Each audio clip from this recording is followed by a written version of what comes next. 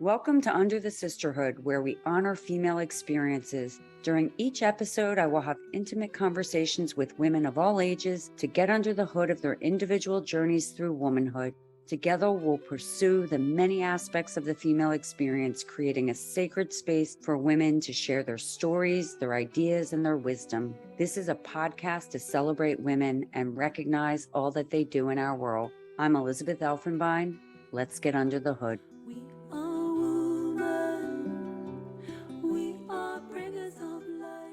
Today, I'd like to welcome and honor Rachel Braun Scherl. Rachel is a mother, daughter, sister, auntie, friend, author, keynote speaker, femtech expert, co-founder of Spark Solutions for Growth, and a vagipreneur. She's a pioneer in the women's health space where she focuses on women's sexual and reproductive health companies. As a vagipreneur, Rachel works to drive breakthrough solutions in the space, building on her experience from menstruation to menopause, among others. She is a sought-after keynote speaker, board member, strategic advisor, and author of the best-selling book, Orgasmic Leadership, Profiting from the Coming Surge in Women's Sexual Health and Wellness. As a managing partner and co-founder of Spark Solutions for Growth, a strategic and marketing consultancy, she has built a global list of Fortune 500 companies and startups. I couldn't be more delighted to be getting under the hood with Rachel today. Welcome. Thank you so much, Elizabeth. It's great to be here. I'm so excited to be having this conversation with you because you have such amazing expertise around women and women's health, but also as a woman, as a mother, daughter, sister, and all of that. So this is going to be, I think, a fun and rich conversation. So why don't we get started? Sounds good. What does being a woman mean to you, Rachel? I think it really is about a juggling act. You know, as a woman, and I see this in women's health also, and I'll draw the parallel. You are never one thing. You are never just a mother if you have children. You're never just a daughter. You're never just a friend. You're never just working. The way women live is it requires you to play multiple roles all at the same time. And you need to understand how those roles intersect, I think, to do any of them well. So for instance, now that I'm a mom of adult children who are out of the house, and one's working, one's about to start, my life and my mental energy is spread in much different ways than it was when they were growing up and I was trying to be 10 places at the same time and work full time and not miss anything. The reason I connected to women's health is one of the points of progress that we've made in the narrative on women's health is this understanding that you are not one thing. You're not a woman who's menstruating, so let's sell you menstrual products. It's that, you know, every system in your body affects every other part. So you can't speak about sexual health without speaking about mental health. You can't speak about cardiac health without speaking about bone health. And this, you know, I call it this complex beauty, which is what it is to be a woman and what it is to be in women's health. And, you know, just to be clear, it's not always beautiful. It's often hard. It's often needing to be in two roles. It's needing to be in at least two roles at the same time. And I think this is the, you know, the world according to Rachel. I think the requirement to play that many roles simultaneously is a large source of stress. And I remember having a moment where I was sitting, I went to graduate school in California and I was out there speaking to the dean of the school that I went to, who was writing a case study about a company that I had founded and was running. And in the middle of the interview, I see a call from my child's caretaker at home. And I'm 3,000 miles away. And you know, this was before Zoom and COVID and everybody told everyone everything about their pets and their kids and their illnesses. And I literally looked at the phone and I said to the dean, I said, this is what it is. This is the challenge of work-life balance. Right now I'm here doing something important that's meaningful to me personally and meaningful to me professionally. But I have this other thing that's more important and it's happening at the exact same time. That to me is sort of the constant pull and stress, at least I always felt and described as even just in two roles, as a professional and as a mom. I think that is an amazing definition of what being a woman means to you. And I think you're right. We're constantly juggling things. And it's interesting because I think that we don't even realize that we do it with such grace. You know, we just go about our lives doing it. And while we're feeling the stress, people around it, for the most part, don't feel our stress. We just go and do it because that's the ingrained habits that we've been trained or, you know, subliminally or subconsciously do. So we just do it. So yeah, we do feel the stress. You're right. How do you're out there with this professional experience that you feel really good about, and yet your child has a need that's really more important. And it is a juggling act. It's a constant juggling act. You know, I do building. remember I had an Mhm. investor who once said to me, running a business it becomes one of your children, and it's the same kind of pressure. And I remember thinking, Mm, no, it's not. I'm very clear on what the difference is between those two things. If your business fails, you will wake up the next day, you know, and it just feels like with children, the stakes are just so much higher. yeah, no, I couldn't agree more. That's an interesting conversation. That's good. So building on that, and you know, your discussion around the juggling, and you know, the so many roles we play. What would you say your female experience has been like? It's a two-part question. So, what has your female experience been like, and what would you say? What age were you aware of becoming a woman? So, your female experience could be going back to your child. It's really could be anything. Well, it's a big question, and we could probably spend a week just unpacking that. Um, I was raised by a dad. I was one of two girls and a mom. He never distinguished. I never was told that I had limitations. So I never really understood that people might put limitations in my way. So I didn't feel limited in terms of where I could go to school or what I could study or what kind of job I could have. But I would say from my first job, it was very clear that the dynamic of being a woman in the workplace was quite different uh, in terms of the experiences you have, the interactions, and the things that people say. So I was very aware for the first time when I graduated from college that I wasn't just being evaluated on my brain and my ability to accomplish things. There were so many other things at work. When it really hit home even more, and I don't know a woman who's my age who hasn't experienced some sort of sexism or discrimination or pay discrimination, sometimes all of them at the same time. Uh, and it happened in a day when no one was really that interested in hearing about it.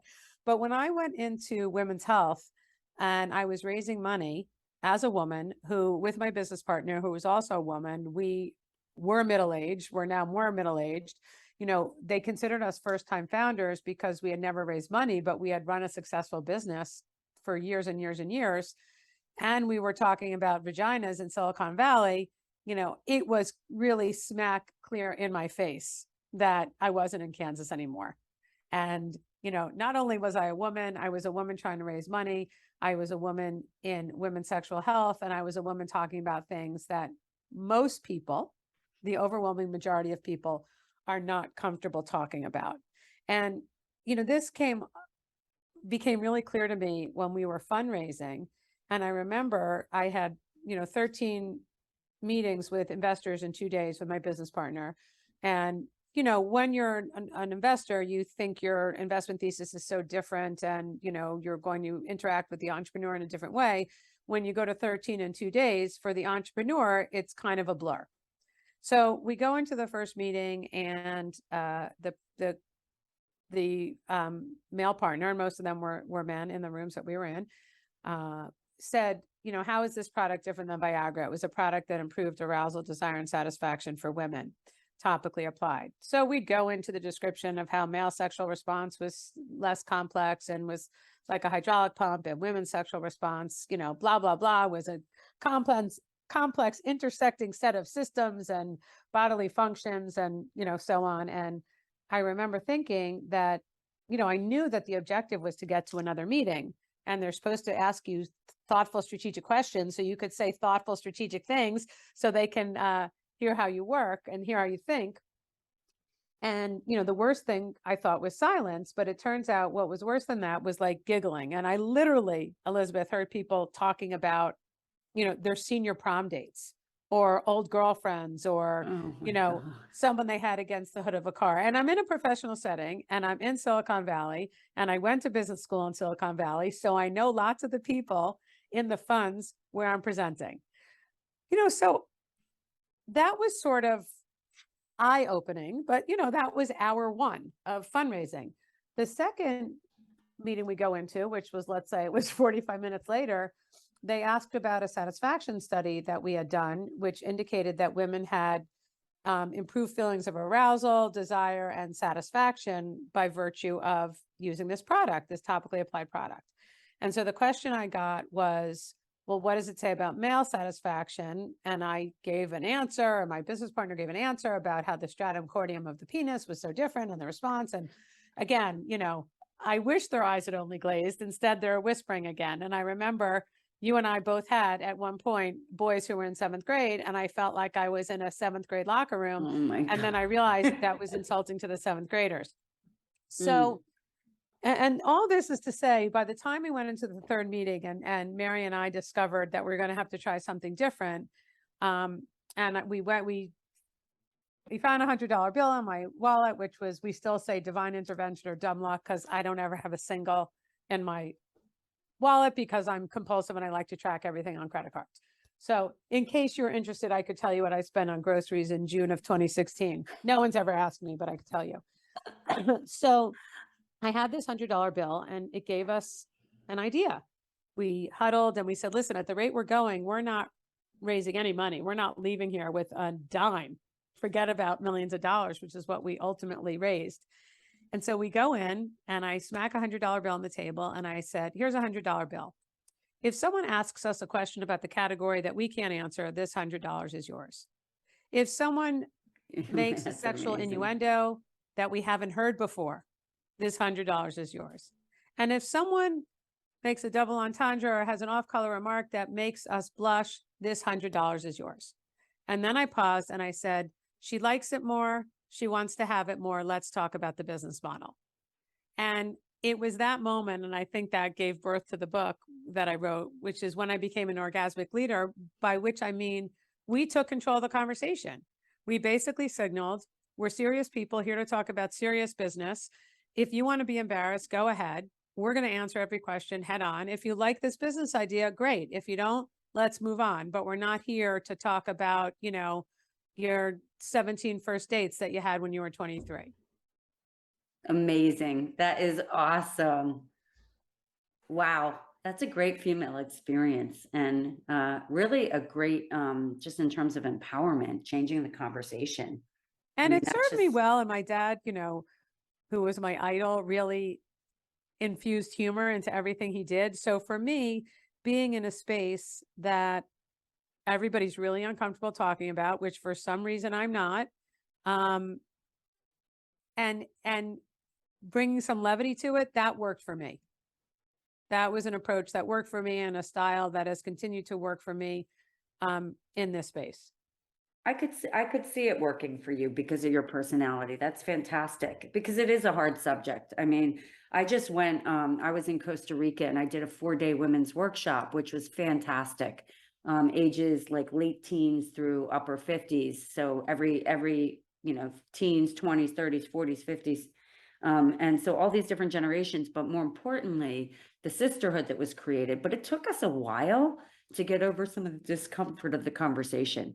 And here we were amongst each other, women, sharing women's things. So I think that's a really interesting thing. So I have the second part of the question. What age were you aware of being a woman? Would that have been when you went into the workforce? I didn't quite hear that I would answer. say, in college, and when you say aware of being a woman, I interpreted the question to mean when were you aware that you might be being judged by different rules or that you were working through different standards.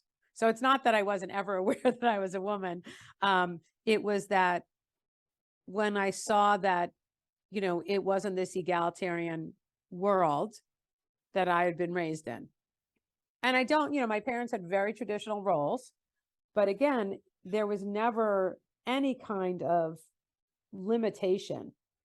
Literally, I remember the first time I had just gotten married and was going to business school, and there was a job that would have required me to be away from my husband for another 6 months. And we already knew we were going to be separated because of our career and education for about 18 months. And I said to my dad, I really want this job. They only give this job to one person. This is the field that I want, but it's out of state. And he said, you can do whatever you want, make whatever choice you want. And also keep in mind that you did just make a big choice to share your life with somebody, and that might want to be something you filter in. And it was never about, don't do it, you can't do it. It was, it's up to you, consider all the factors, which is very different than certainly I've seen, a lot of my friends describe to me how they were raised. I mean, I was with a woman for a business lunch a few days ago who's a powerhouse, brilliant, like has won awards in everything, in business and arts and everything she does, competent. And when she got married at 22, it was because her parents said, that's what you were supposed to do. And she's my exact same age. Actually, she's younger than I am. Wow. And she was just born into a different family style.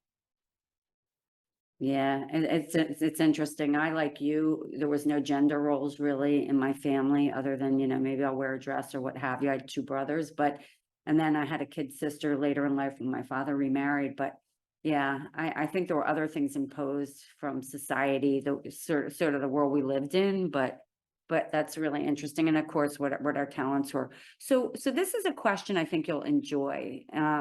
Here you are in your 50s. What would you, if you were to go back in time and look at yourself in the mirror, what would you tell Rachel, your 18-year-old Rachel? It's very interesting that you say that. There's a few things that I would have said. One would be, don't take yourself so seriously. But I know there are lots of people who are Brene Brown fans, and in the Daring Greatly special that she did, she said a line that, has really rung true for me in the past 10 years. And I wish I had kept this in mind from, the first day I stepped into my career. And I'll paraphrase, she's incredibly articulate, but my interpretation of what she said is, if you don't feel fear or discomfort every day, you're not trying hard enough. And so that idea of getting that feeling in your stomach and deciding it's a strength instead of a weakness, it was such a powerful visual for me. And I remember a couple years ago, I was invited to this rally, and, in the space that we've been yelling at Facebook for decades about how they have disparate advertising standards for men and women's products. And I find myself at a rally in New York, and I'm the oldest by 20 years. Everybody is, dressed in a very different way than I am. Like, I dress like I went to work, and much more liberated and casual. And I'm driving into the city, and I remember I lived outside the city, New York City. And I remember saying, well, this must be the right thing to do, because I feel really, really uncomfortable, because I didn't know how I would fit in that setting. And it was really an interesting moment, because it didn't change my level of discomfort. It just changed my reaction to it. And I think that's also, over the years, what I've learned is there are very few things, very few mistakes that you can make that have life-changing consequences. And I don't mean to say there aren't horrible things that happen to people, but in the course of daily living and daily work, if you're not stealing, which I hope you're not, if you're treating people with kindness, which I hope you are, if you're, upholding the requirements of your responsibilities, you can make a whole lot of mistakes, and the sky will not fall. This idea of having to be perfect and have it look perfect and have it be easy. If I had sort of taken some of that pressure off myself earlier, I think I would have taken more risks earlier. So thank you for sharing that. And by the way, I love Brene Brown, and I really liked that her talking about the fear going into it. And it's actually really relevant to me right now. So thank you so much for sharing that. You know what, Rachel, I think you're doing such amazing things, and you've been doing it for a while now, and you are really involved, mom and professional. I mean, honestly, you've been killing it. I mean, could we always be doing more? I mean, do we not do enough? If you go back to the first answer about being a woman and the multiple roles we play, you've been doing amazing things. So I don't know. I'm going to let you off the hook with that one and go on to the next question, which is, we live in an interesting time. And, how do you feel about being a woman in today's world? You keep asking me these questions that I should know. be week-long sessions. I Um, know. I want to go back to what you just said, though, about managing all these roles. I do think we do young women and young people a disservice when we say it's easy or we make it look easy when it's not. I remember I was speaking to a group of students at my alma mater, and they were, selected for this special leadership program. And I was speaking to them about business. And I said the two things that I thought were really important for a young professional was really not buying into, if you love what you do, you never work a day in your life. I just think that sets up such an unrealistic objective. And I don't know many people for whom that's true. You obviously want to have more good days than bad days, but life has a lot of challenges. Business, professional life, they all have a lot of challenges. And the other piece was, I said, did anyone ever tell you that like adulting and working is hard? It's not easy every day. It doesn't always look great. And now, luckily, I think our kids were raised, maybe had most of their formative years so that every image they saw wasn't, how do you look like a Kardashian? Mm, But this idea of making everything look perfect, I think is also a really big disservice. And, one other example of this is I remember when Lean In came out, and Sheryl Sandberg talked about how she was home every day at 5:30 and had dinner and then went back to work. hmm And this was at the time when she was doing a global book tour.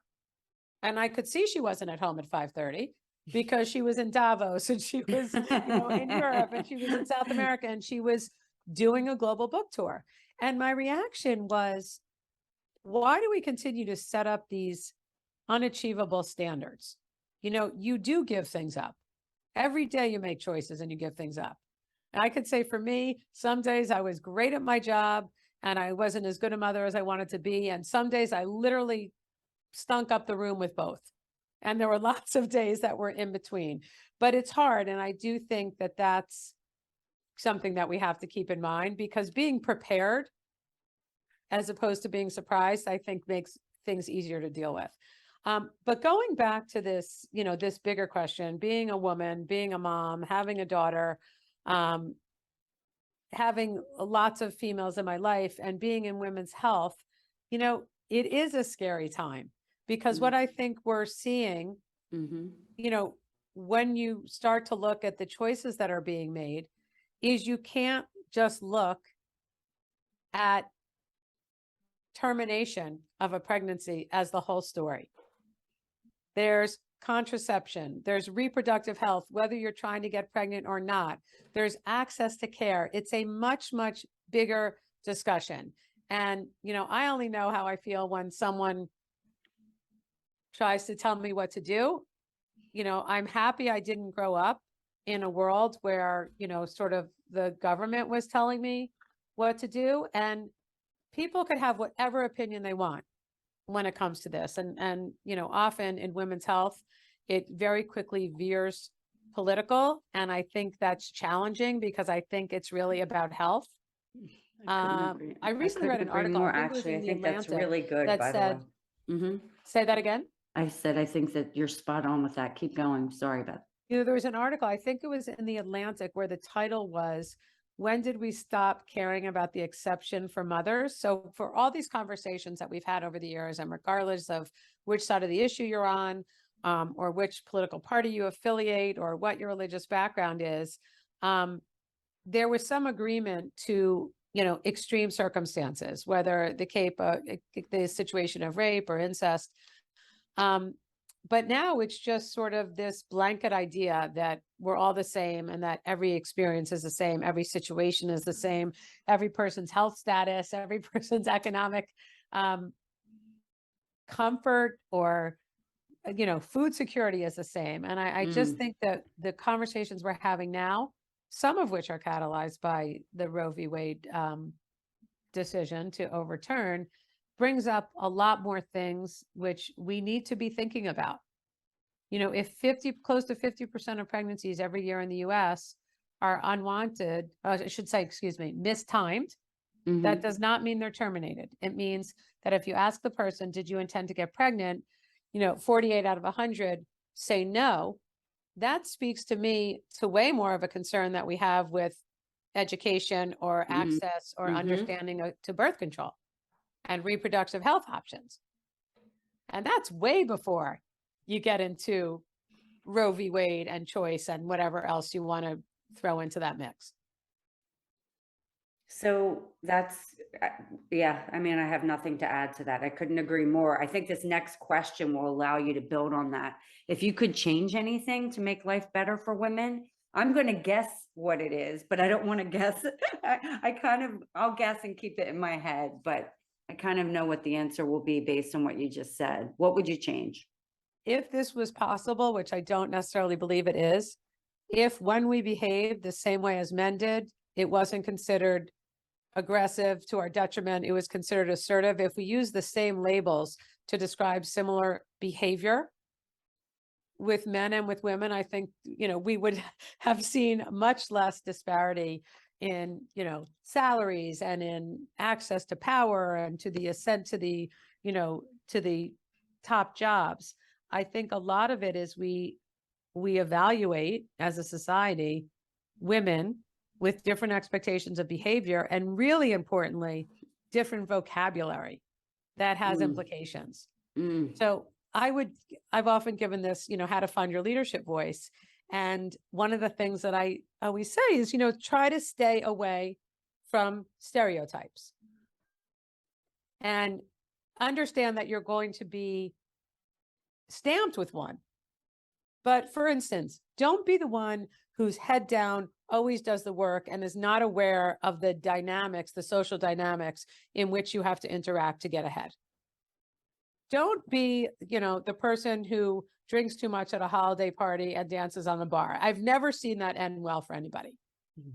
But if someone, which I'm sure they have, refers to me as aggressive, which when you use it to describe a woman often has a negative connotation, there's nothing I can do about it.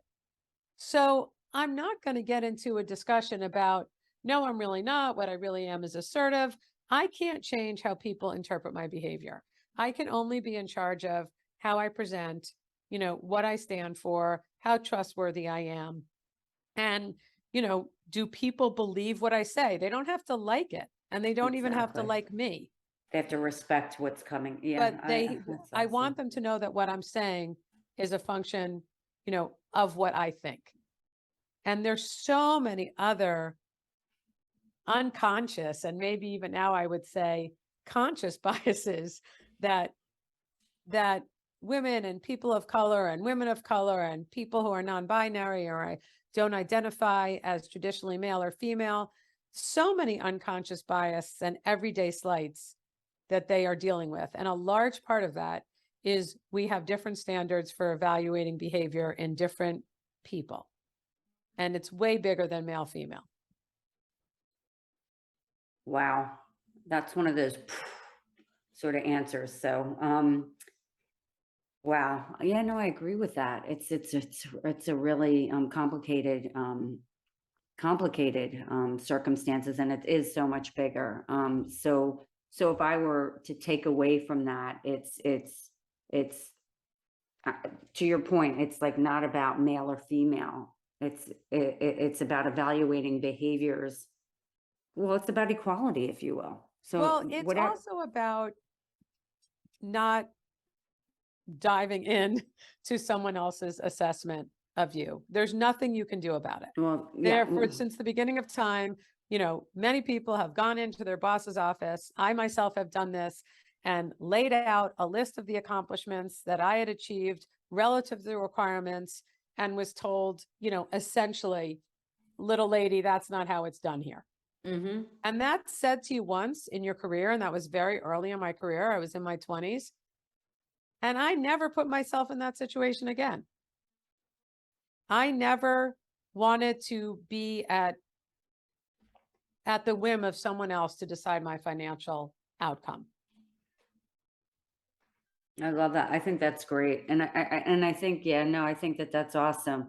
Yeah, we're of similar age. So I've had some of those similar situations where I really thought that just being evaluated based on meritocracy, that I would get ahead. And there were all kinds of things. I mean, I was in advertising and there were all kinds of things. It was very much a quid pro quo. You do for me, I'll do for you. Well, you know what? Even in my 20s, I was a woman of integrity. I wouldn't go there. And so it's interesting that you say that about and I've been having this discussion. You're not going to like everybody's not going to like you. Everybody's not going to, you can be not you, the universe. I mean, any of us. Well, me also, but everybody. No, I think that we're similar that way. I mean, I can be polarizing. The people who know me love me. I say I'm an acquired taste. You're a wonderfully acquired taste. You're awesome. You're very powerful and you know your power. And that's a beautiful thing. So speaking of power and being such a strong woman, do you feel part of a sisterhood? Absolutely. 100%, quite a number. And they do all these studies that human connection is what is the key to living a long life. So, I have a mother and a sister and a daughter. So that's one sisterhood. I have friends from all different aspects of my life, from high school, from college, from business school. And I have a group of friends from business school that for something like 22 straight years, we met, maybe more. We met a weekend a year, at a remote location where nobody lived and nobody's kids were, and nobody's spouses were.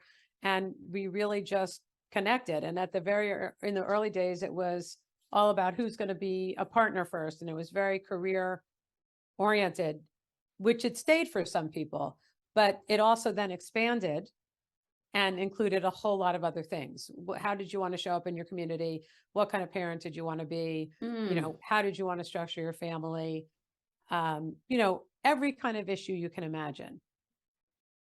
Fertility, gender identification, firing, succeeding, no money, too much money, abuse, like everything you could think of. And it was a way to really talk about really hard things in a very, very comfortable, safe environment, with people that you trust. And those people are still an incredibly important source of my sisterhood. I had a business partner for 20 plus years, Mary, who in 20 years, we built a couple businesses together. When I met her, I had no children. She had young children. Now she's a grandma. I have grown children. And to have someone support you and to work with someone for a long time who you consider a friend and a mentor and a partner at the same time was really quite an exceptional experience. And I've had that with people I work with many, many times over the course of my career. And I really value that. That's it wonderful. Takes time, and it takes a lot of time.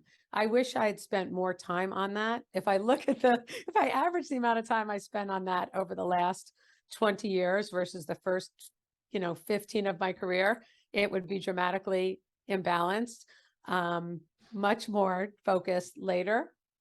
And I think part of that it wasn't until later in my career that I saw that, women could network and be colleagues and be friends. I worked with a woman a dear friend, who was, quite older than I was, who did PR for me when I was building my first sexual health company. And she was just the most masterful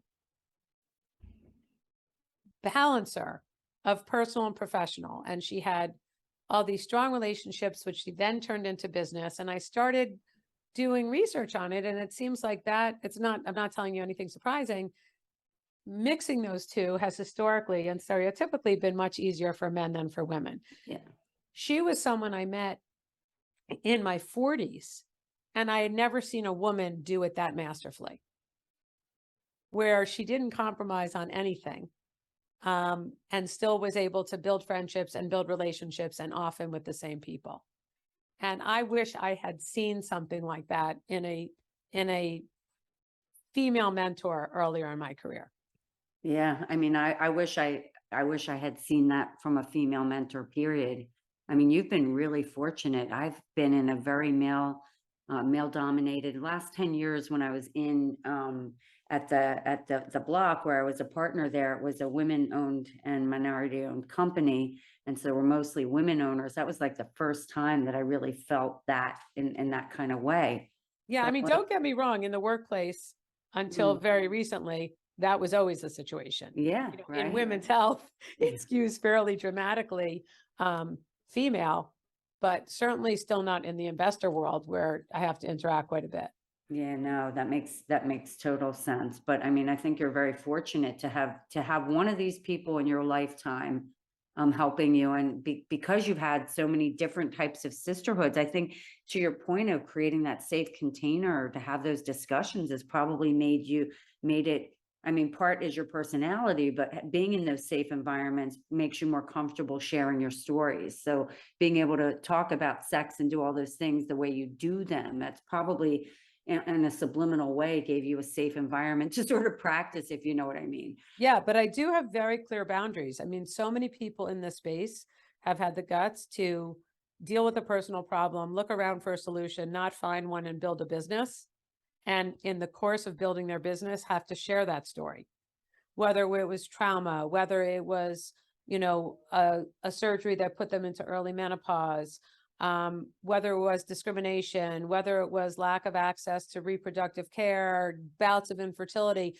And they really are brave and talk about their personal lives all the time towards the goal of building a business. And that's not fun for everybody. Because I came at it purely as, a business builder and not solving a personal problem that I had, I think there are people who are way braver and way more open than I am. And part of it for me was when I got into this space, my kids were 9 and 12. And I felt really strongly about how this whole world of sex and sexuality and products for pleasure, how that was communicated to them. So it was kind of personal on that level, but that doesn't mean you Yes. put out your story. And it's interesting, Rachel, because I am, in the launch of Under the Sisterhood, I am putting my story about leaving a 35-year career, 28-year marriage, the death of my parents, all these things happened that got me to evaluate what I wanted for my next chapter. And sisterhood was really important. So it's very interesting. So I want to go back to that for one minute okay, that I okay. think is so unique about women. You just described a series of events Mm-hmm. that could have sent you to your bed. Mm-hmm. Oh, yeah. A 28-year divorce, a 35-year career, losing your parents, all within a very short period of time. And the way you just described it, and I'm not suggesting it was easier, that it didn't take work. You described it as a catalyst for what you're doing now. Mm. And you could have had those same experiences and be a different person than you are. And, that would sort of be the end. This is too hard, and you would have lots of good reasons to, get in your bed and curl up. But even now, having gone through that transition, the way you describe it, I think is emblematic, of how you as a human being approach things. Well, I'm really touched and I have goosebumps. And what I would say is, I think the reason why I'm sharing it isn't to get business. It's actually to say, women, it's hard, but you can do it. Like, yes, I left at the top 35-year industry. I was probably top 3 in the world at what I did. I left a 28-year marriage. I was really unhappy and my kids were safe. That was important. And then the third thing was, what I had no control over which was the death of my parents. And, they would be really proud that I'm doing this. They would think like, wow, and so it really inspired me to want to do something. And at first, when I came up with the idea, I was coming at it from a darker place. But 4 years later, having a mental, physical, and spiritual coaches. So I have you surround yourself with people who can help you, and you help yourself. And so you're right. You could stay in bed. I'm not a stay in bed kind of gal. I'm a Yes, doer. that I And know. and I think the other thing is the one thing we as women, and Rachel, you're so much like this, but I think because your situation is so positive, it probably seems effortlessly, or effortless. I think the thing is I always think about being a role model, particularly for my daughters, but for my son as well. Show them that, so I think it's really, our actions are so important. So I have one last question, which this has been an amazing conversation. I really have two questions, but I'm going to go down to one because I want to be respectful of your time, which is you have a platform here. You have a lot of platforms. You do a lot. You're a thought leader, a keynote speaker, and you have a lot of wonderful, important things to say to women. But as you came in saying that the questions we're asking here are big, feeling, visceral questions of womanhood. If you were to speak to women around the world of all ages, doesn't matter where, of all backgrounds, LGBTQ, trans, non-binary, like whatever people identify, if they identify with being a woman, what would you want to communicate right now? What would your message be? Sort of the sooner you accept yourself in whatever that means, and however you feel and whatever you choose and however you want to love and whatever work you want to do, the sooner you accept yourself and don't have that negative self-talk. And not everybody has it, but I could certainly, speak for myself that no one is harder on me than I am on me. And I think the sooner we get out of that and, celebrate the victories, the better we are. I had this quality that if something was easy for me, it wasn't important. And it took me a while to disavow myself of that idea. And I have a good friend who was in one career and started painting.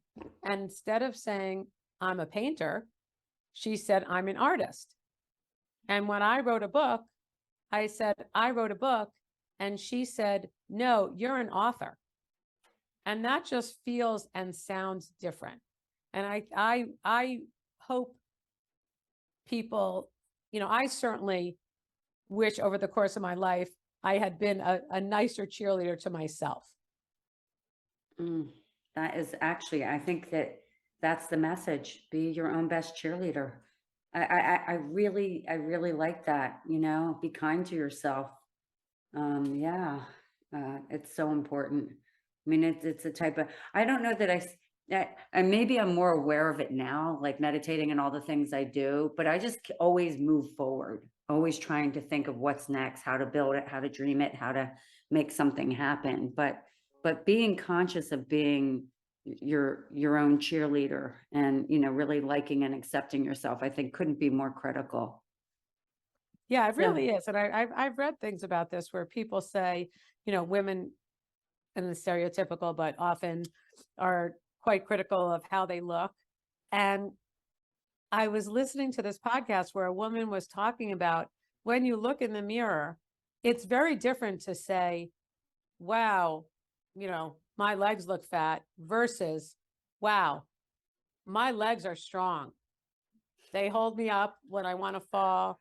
They get me places, I'm going to that- work on, that's awesome. I and like it just, that. I personally believe, and I feel this way very much, in women's health, that having a vocabulary and having the right vocabulary is so, so important. That's awesome. Well, this has been an unbelievable conversation. You've imparted so much wisdom around women's health and your perspectives on your female experiences, but female experiences in general because of your expertise.